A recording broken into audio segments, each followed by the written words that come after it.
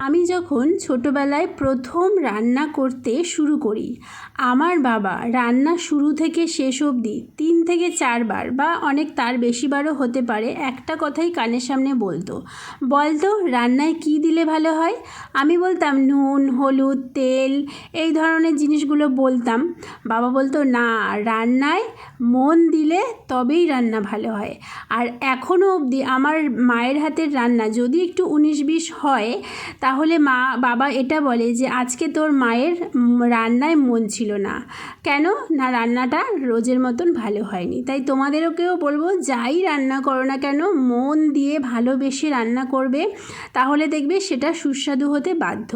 আজকে একটু ঠান্ডা ঠান্ডা ওয়েদার, তাই খিচুড়ি রান্না করলাম। অ্যাকচুয়ালি গতকাল রাতেই শ্বশুরমশাই খিচুড়ি খেতে চাইছিলেন, কিন্তু ঘরে পর্যাপ্ত সব কিছু ছিল না বলে আজ করলাম। তোমাদের যদি এই ছোট্ট মিনি ব্লগটা ভালো লাগে, লাইক করো।